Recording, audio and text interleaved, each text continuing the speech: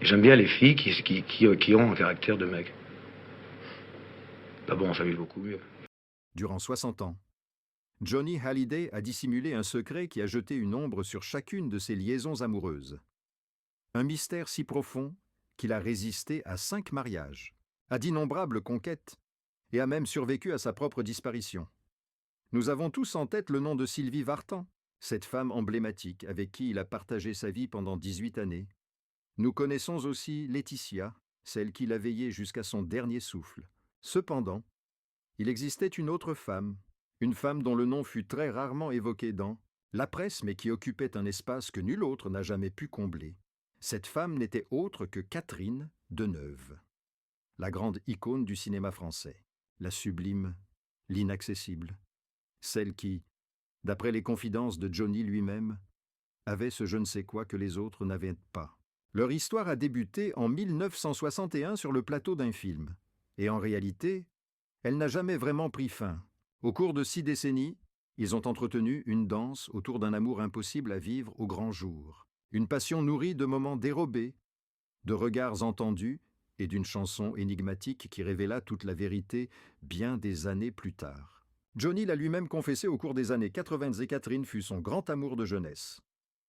À l'âge de 18 ans, ce que personne n'imaginait, c'est que cette flamme amoureuse ne s'est jamais éteinte. Elle s'est métamorphosée, s'est faite discrète, mais elle est demeurée présente, telle une braise qui refuse de s'éteindre complètement. Et lorsque Johnny a dévoilé une chanson baptisée Lady Lucille en 1995, ces paroles « Je n'ai jamais aimé que toi » résonnaient étrangement. Personne n'avait saisi qu'il s'agissait là de sa déclaration ultime. Son biographe a finalement levé le voile sur ce mystère Lady Lucille. C'était Catherine, et ça avait toujours été Catherine. Aujourd'hui, nous allons nous immerger dans cette idylle impossible. Nous allons explorer ce qui rendait cette femme si singulière par rapport à toutes les autres, et, par-dessus tout, nous allons saisir pourquoi Johnny Hallyday, l'homme qui avait tout obtenu, n'a jamais pu posséder la seule chose qu'il convoitait réellement. Tout prend racine en 1961, sur le tournage du film Les Parisiennes. Johnny n'a alors que 18 ans, mais il est déjà l'étoile montante du rock'n'roll en France. Il possède cette énergie sauvage, cette aura magnétique qui captive l'attention partout où il se trouve. Catherine Deneuve, elle, a 17 ans et commence à se forger une réputation dans le monde du cinéma. Elle n'est pas encore la légende qu'elle deviendra, mais elle possède déjà cette aura d'inaccessibilité, cette distinction naturelle qui la met à part de toutes les comédiennes de sa génération. Leur premier contact fut un véritable électrochoc. Johnny le confiera bien plus tard, dès l'instant où il a posé les yeux sur elle. Il a senti que c'était différent. Il ne s'agissait pas d'une simple attirance charnelle. Bien que la beauté de Catherine fût absolument renversante, c'était quelque chose de bien plus viscéral, une connexion immédiate, presque déconcertante. Le type de rencontre qui peut bouleverser toute une existence. Mais il y avait un obstacle de taille. Catherine était en couple avec Roger Vadim, le réalisateur, mythique qui avait déjà propulsé Brigitte Bardot au rang de star internationale. Vadim était un homme brillant, charismatique, et surtout, il tenait déjà le cœur de Catherine entre ses mains. Johnny était arrivé soit trop tard, soit peut-être trop tôt. Le destin, cette force cruelle qui allait marquer toute leur histoire, se dressait déjà contre eux sur le plateau. La tension entre eux était presque tangible. Johnny ne parvenait pas à détacher son regard d'elle. Catherine le percevait, mais elle demeurait loyale à Vadim. Néanmoins, une alchimie s'est installée entre eux durant ce tournage. Une complicité qui allait bien au-delà de simples relations professionnelles. Ils partagèrent des rires, des silences complices, et chacun devinait chez l'autre la présence de cette même attraction irrésistible. Johnny a bien tenté de l'effacer de sa mémoire. Il s'est jeté à corps perdu dans sa musique, dans ses tournées, dans sa carrière qui connaissait une ascension fulgurante, mais Catherine restait là, tapie dans un recoin de son esprit, comme une ritournelle, entêtante qu'on ne peut s'empêcher de fredonner. Et ce qui était inévitable se produisit. Quelques mois plus tard, leurs routes se sont à nouveau croisées. Et cette fois-ci, Plus personne ne pouvait feindre d'ignorer ce qui se tramait entre eux. L'événement qui a scellé leur histoire à tout jamais s'est alors produit, peu après. Johnny et Catherine avaient initié une relation secrète, des rendez-vous discrets, des instants précieux dérobés à l'abri des flashs des photographes et des regards curieux. Ils avaient très conscience que c'était un jeu périlleux, que leur liaison était vouée à l'échec, mais cette attirance était bien trop puissante pour y renoncer. Un soir, Johnny se trouvait dans une chambre d'hôtel en compagnie de Catherine. Il avait emmené sa guitare, une habitude chez lui. La musique était son véritable moyen d'expression, sa manière de dire ce que les mots peinaient à formuler. Il se mit à jouer pour elle. Une mélodie improvisée, personnelle, empreinte de toute l'ardeur qu'il éprouvait. Catherine l'écoutait, totalement fascinée par cet homme capable d'une si grande douceur, loin de son image de rocker au cœur dur. C'est alors que la porte s'est ouverte brusquement. Sylvie Vartan venait de faire son entrée dans la vie de Johnny et elle était déjà éperdument amoureuse de lui. Ce soir-là, elle a été témoin de la scène qui allait empoisonner leur propre histoire pendant de longues années. Johnny, sa guitare et Catherine Deneuve. Le silence qui s'ensuivit fut assourdissant, plus éloquent que n'importe quelle dispute. Sylvie a tout compris en une fraction de seconde. Il ne s'agissait pas d'une simple aventure, une simple amourette. Ce qu'elle percevait dans le regard de Johnny lorsqu'il se posait sur Catherine était une chose totalement inédite pour elle, une fragilité, une tendresse, une intensité qui la pétrifiait, car elle comprenait instinctivement qu'elle ne pourrait jamais faire le poids. Si Johnny s'est tourné vers Sylvie, ce n'est pas par manque d'affection, mais bien parce que Catherine était toujours engagée avec Vadim, et que le destin semblait s'acharner à les maintenir séparés. Son mariage avec Sylvie fut célébré en 1965, et ils formèrent rapidement le duo le plus emblématique de la scène musicale française. Pourtant, Catherine demeurait profondément ancrée dans son esprit. Sylvie en avait conscience, une certitude qu'elle a toujours portée en elle. Cet instant précis dans cette chambre d'hôtel a en quelque sorte scellé le destin de toutes leurs relations futures. Johnny allait consacrer les 60 années suivantes à chérir Catherine, d'un amour qu'il ne pourrait jamais concrétiser. Par conséquent, chaque nouvelle femme dans son existence devrait composer avec le spectre de celle qu'il n'avait jamais véritablement possédée.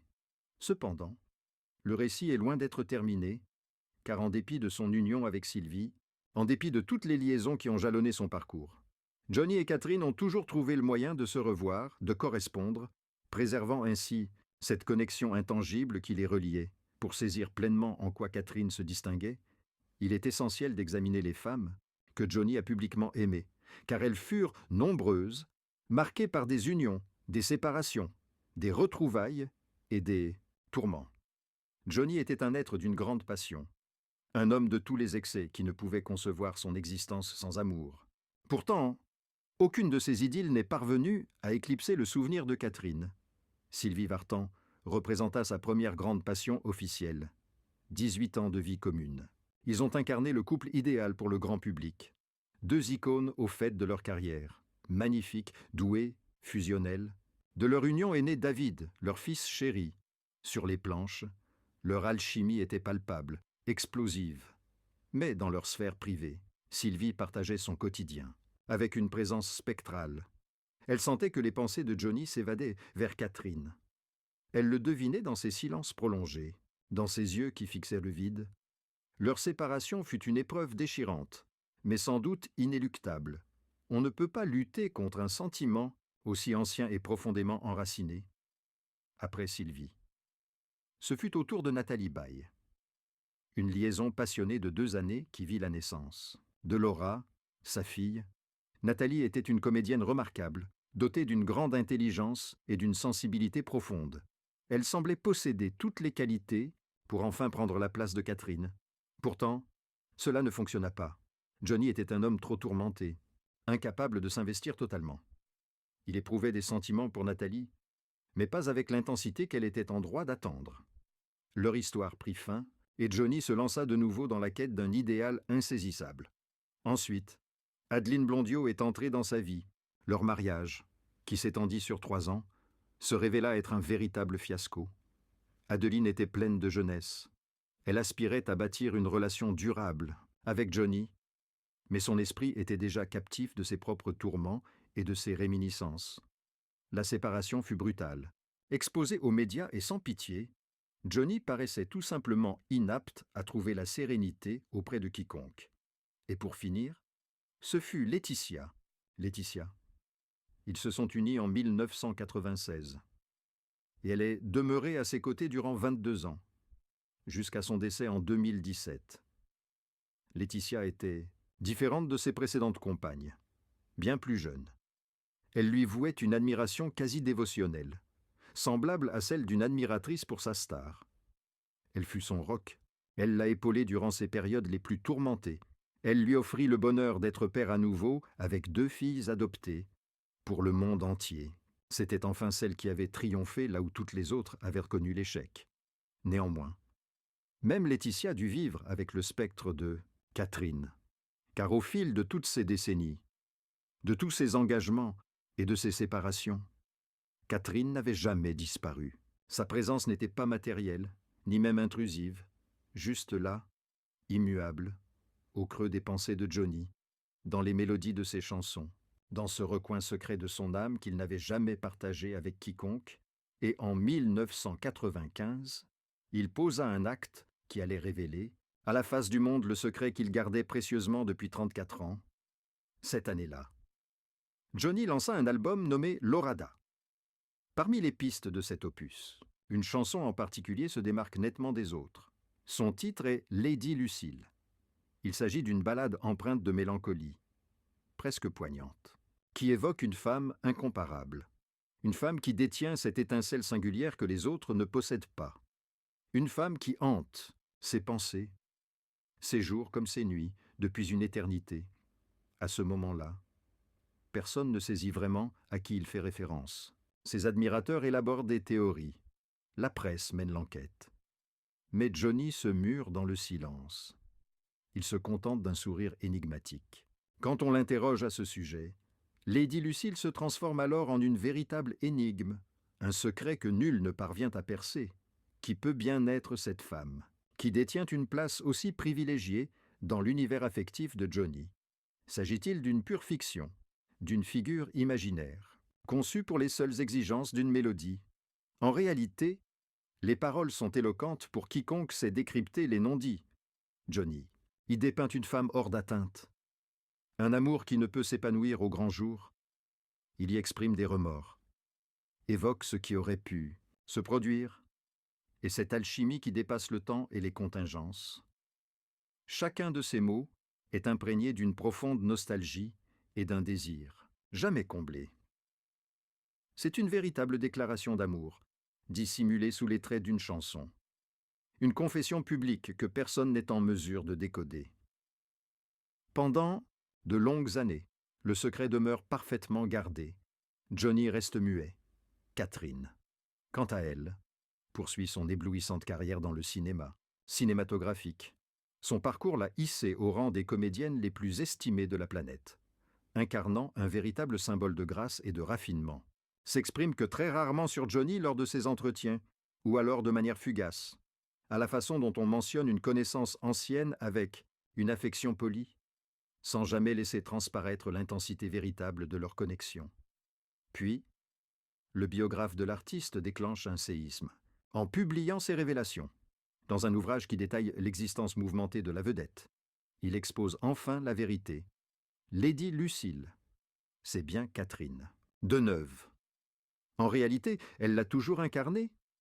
Ce titre n'était nullement une fabulation sentimentale, mais bel et bien un aveu. Johnny avait exposé son âme à des millions d'oreilles sans que personne ne saisisse la portée du message. L'auteur du livre décrit avec précision la manière dont Johnny évoquait Catherine avec une ferveur qu'il ne réservait à nul autre, la façon dont il conservait précieusement des clichés d'elle, ou encore comment il suivait son parcours artistique à distance, nourrissant l'espoir secret que leur destin finirait par se rejoindre au moment opportun. Malheureusement, cette occasion ne s'est jamais présentée. La chanson acquiert subitement une résonance dramatique. Ce n'est plus seulement une magnifique mélodie. C'est le cri silencieux d'un homme qui a consacré son existence à chérir une femme qui lui était inaccessible. Lady Lucille se métamorphose en l'emblème de toutes les passions contrariées, de tous ces sentiments que l'on dissimule au fond de soi. Car les aléas de la vie nous y contraignent, et pour les initiés qui détiennent désormais la clé du mystère. Écoutez, cette composition se révèle presque poignant, car on perçoit distinctement la souffrance dans le timbre de Johnny. On ressent toute la charge de 34 ans d'un amour contenu. Cependant, Lady Lucille ne constituait pas la première évocation publique de Catherine par le chanteur. 2 ans auparavant, en 1993, il avait livré un entretien à Paris Match qui avait provoqué une véritable onde de choc dans cette conversation. Johnny prononce une phrase qui résume toute leur histoire. « Catherine est le grand amour de mes 20 ans. » Simple, direct, et d'une portée immense.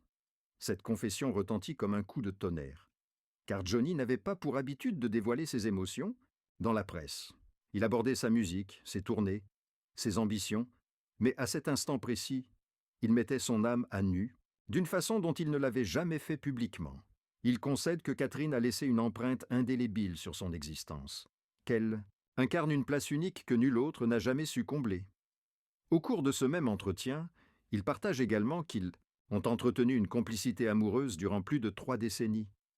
Un lien singulier tissé d'échanges épistolaires, d'appels téléphoniques et de rendez-vous confidentiels. Ils s'arrangeaient pour se voir dès que l'occasion se présentait. Ils discutaient de leur vie respective, de leur parcours professionnel, de leurs désillusions. Catherine s'était imposée comme sa confidente privilégiée, celle à qui il pouvait tout confier sans crainte d'être jugé. Et pour elle, il représentait un havre de paix, cette connexion avec une époque plus insouciante. Bien avant la gloire internationale et les contraintes de l'industrie, Johnny clarifie également la raison pour laquelle leur histoire n'a jamais pu éclore. Le calendrier. Perpétuellement le calendrier. Lorsqu'il était libre, elle se trouvait engagée, quand elle retrouvait sa liberté. C'est lui qui était uni par les liens du mariage. Leurs chemins n'ont cessé de se croiser en décalé, comme 2 partenaires de danse qui ne réussissent jamais à synchroniser leurs pas. C'était un supplice délicieux, un sentiment de manque, constant qui ne faisait que renforcer leur attachement, car une passion que l'on ne peut assouvir pleinement se transforme, fréquemment en l'amour le plus puissant. Le biographe expose des faits encore plus déconcertants. En 1995, Johnny aurait connu une phase de profonde détresse. Les fantômes de son passé, ses dépendances et ses déboires amoureux, tout refaisait surface avec violence. Au cœur de ce tourment intérieur se trouvait Catherine. Le remords de n'avoir jamais été en mesure de bâtir un avenir à ses côtés le consumait. D'après certaines sources, il aurait même songé à commettre l'irréparable, cette année-là, écrasé sous le fardeau de toutes ses émotions contenues. Catherine, pour sa part, avait conscience de ce qu'elle incarnait aux yeux de Johnny. Elle en fut toujours consciente, mais fit le choix de la plus grande discrétion, afin de préserver leur sphère privée. Elle se refusait à transformer leur histoire en une saga pour les médias. Pour elle, ce qu'ils avaient en commun était bien trop inestimable pour être exposé au grand jour. C'était leur domaine réservé, leur sanctuaire, et elle mettait un point d'honneur à le sauvegarder. Leur relation était pétrie de contradictions. Ils étaient intimes et distants, épris l'un de l'autre, mais jamais concrètement unis, connectés par un lien impalpable que ni les années ni les autres idylles ne parvenaient à rompre. Et ce fil, en dépit de sa fragilité apparente, se révélait en vérité plus robuste que la plus officielle des unions.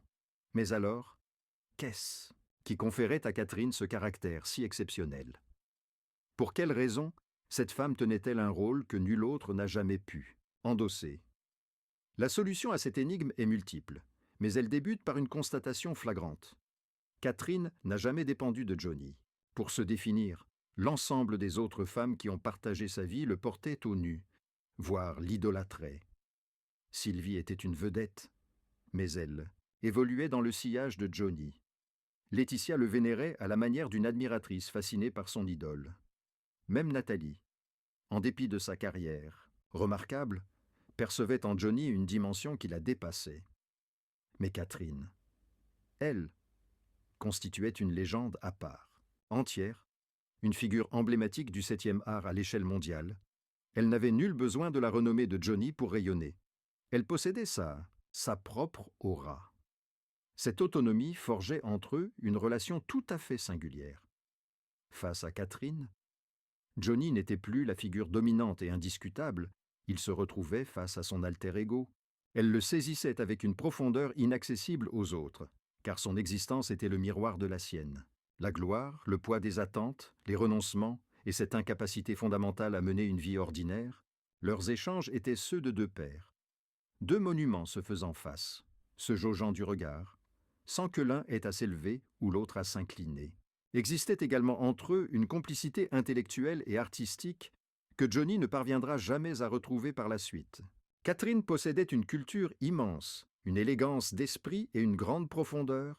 Elle se passionnait pour le cinéma indépendant, la littérature, et ses discussions interminables qui s'étiraient jusqu'au bout de la nuit. À ses côtés, Johnny s'autorisait à être bien plus que la bête de scène, que l'on acclamait. Il pouvait se montrer faillible, à fleur de peau, voire méditatif. Elle percevait en lui des dimensions de sa personnalité que la foule ignorerait à tout jamais. Et par-dessus tout, il y avait cette estime réciproque, une admiration mutuelle qui a résisté à l'épreuve de 6 décennies sans la moindre fissure. Johnny admirait profondément l'intégrité de Catherine. Sa réserve naturelle et son refus catégorique de livrer leur lien en pâturent au spectacle. Médiatique. Inversement, Catherine admirait le génie de Johnny, sa prodigalité et ce don unique de toucher des millions d'âmes avec sa seule voix.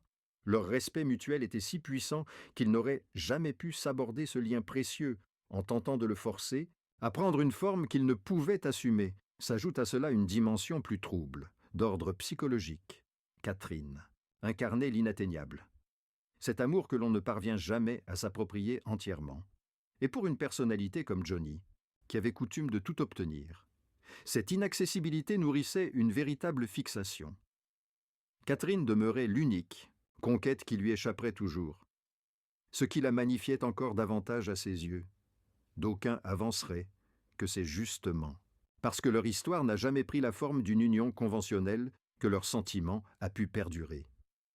Un amour non vécu au grand jour conserve sa pureté, sa dimension fantasmée.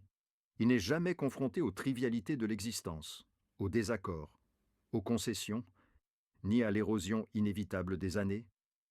Johnny et Catherine ont partagé un amour impérissable précisément car il ne fut jamais soumis à l'épreuve de la cohabitation. Mais l'essentiel réside ailleurs, dans le fait que Catherine percevait Johnny dans sa vérité la plus nue. Pas le mythe, pas l'icône, pas l'image publique. L'être humain, cet enfant délaissé, en quête éperdue d'affection. Ce jeune homme vulnérable, dissimulé sous le blouson de cuir et derrière le mur de son des guitares, électrique. Et cet homme-là, elle lui portait un amour authentique, intense et inconditionnel. Lorsque Johnny a rendu son dernier souffle le 5 décembre 2017, c'est toute la France qui l'a pleuré. Des millions d'individus ont convergé dans les rues pour un ultime adieu. L'avenue des Champs-Élysées s'est muée en une marée de fleurs et de lumière. Ce fut bien plus que le décès d'une célébrité. Ce fut le crépuscule d'une ère. Pourtant, au cœur de ce déferlement d'émotions collectives, une femme pleurait dans le secret. Loin, des regards et des flashs. Catherine Deneuve était anéantie. Elle avait perdu infiniment plus qu'un simple ami ce jour-là. Elle avait perdu l'unique être qui la comprenait intimement depuis l'âge de ses 10 ans. Celui qui avait traversé son existence d'une façon que nul autre ne pourrait jamais saisir. Et à l'opposé de Laetitia, alors au centre de l'attention médiatique, Catherine a traversé son chagrin dans la plus grande discrétion, exactement comme elle avait préservé leur lien durant 60 ans, les mois qui succédèrent à sa disparition. Des confidences commencèrent à filtrer, des intimes de Johnny, des compagnons de route, des collaborateurs, prirent la parole, et progressivement, la véritable dimension de son histoire avec Catherine se révéla aux yeux du grand public. Il ne s'agissait pas d'une simple amourette de jeunesse ou d'une passion révolue, c'était le fil rouge de toute son existence. Un journaliste a plus tard dévoilé que Johnny avait formulé le vœu de voir Catherine une ultime fois avant de partir. Il souhaitait lui faire ses adieux, lui confier tout ce qu'il n'avait jamais pu formuler pleinement. Mais sa santé a décliné de manière foudroyante. Cet ultime échange n'eut jamais lieu.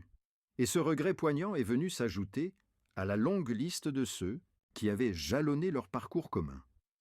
En 2020, 3 ans après sa disparition, Catherine a consenti à un entretien rare, au cours duquel elle a mentionné Johnny, sans jamais trahir sa réserve proverbiale en livrant des détails intimes. Ses paroles étaient néanmoins empreintes d'une profonde émotion. Elle a décrit une connexion singulière, une entente réciproque qui transcendait tout ce que l'on pouvait imaginer. Elle a confié que Johnny avait toujours été une présence immuable dans sa vie, y compris durant les longues périodes où ils ne se fréquentaient pas. Il est alors apparu clairement que Catherine, de son côté, avait également fait un sacrifice. Elle aurait pu partager la vie de Johnny si elle l'avait ardemment désiré. Elle possédait la force de caractère et l'indépendance nécessaires pour imposer ses choix. Mais elle était consciente que Johnny nécessitait une présence capable de l'épauler au jour le jour. Quelqu'un qui puisse tolérer ses outrances, ses dépendances, ses tourments, et elle se savait incapable d'endosser ce rôle. Leur affection était bien trop inestimable pour risquer de l'avoir anéantie par la dureté de l'existence à deux. Des amis intimes ont d'ailleurs confié que le spectre de Catherine avait plané sur chacune des unions de Johnny. Laetitia elle-même, qui a partagé les 22 dernières années de son existence, en avait conscience qu'une facette de l'artiste lui serait à jamais inaccessible. Ce fragment de son âme appartenait à Catherine depuis l'année 1961, et il en serait ainsi pour l'éternité. La succession de Johnny a provoqué une immense controverse familiale, mais cœur de cette tourmente juridique, une certitude demeurait. Catherine n'avait jamais été motivée par l'appât du gain ou la célébrité. Sa présence était dictée par un amour authentique et pur, un sentiment désintéressé qui n'exigeait rien en retour. Et c'est sans doute cela qui définit une âme sœur, une personne qui vous chérit pour votre essence même, sans autre attente que celle de faire partie de votre existence. Le parcours de Johnny Hallyday est celui d'un homme qui a absolument tout connu. Le succès, la fortune, la ferveur de millions d'admirateurs et la compagnie des plus belles femmes. Il a condensé 1000 existences en une seule. Il a atteint des sommets fulgurants et a connu des chutes abyssales. Il s'est uni par le mariage 5 fois avec 4 femmes, distinctes. Il a eu des enfants, des demeures somptueuses, des véhicules de prestige. En apparence, il menait une vie idyllique. Pourtant, au plus profond de lui, subsistait ce vide, cet espace exclusivement réservé à une unique personne, Catherine. De neuve, cette femme rencontrée à ses 18 ans et qu'il n'a jamais pu véritablement oublier. C'est elle qui a hanté ses pensées durant 60 années, à travers chaque union, chaque séparation, chaque tumulte de sa vie mouvementée. Leur relation nous révèle une vérité profonde sur la nature même de l'amour. L'âme sœur n'est pas toujours la personne que l'on épouse. Il ne s'agit pas forcément de celle avec qui l'on bâtit un foyer ou élève une famille. C'est plutôt celle qui perçoit les facettes de nous que nul autre ne peut voir, celle avec qui l'on entretient un lien qui défie le temps, la distance et même la raison. Johnny et Catherine se sont manqués tout au long de leur existence. Le moment opportun ne s'est jamais présenté. Les circonstances n'ont jamais joué en leur faveur, mais de manière paradoxale. C'est peut-être cela qui a conféré à leur amour une telle intensité. Il est demeuré préservé, car il n'a jamais subi l'épreuve des concessions et des déceptions du quotidien. Il a gardé sa pureté, tel un diamant précieusement isolé du monde extérieur.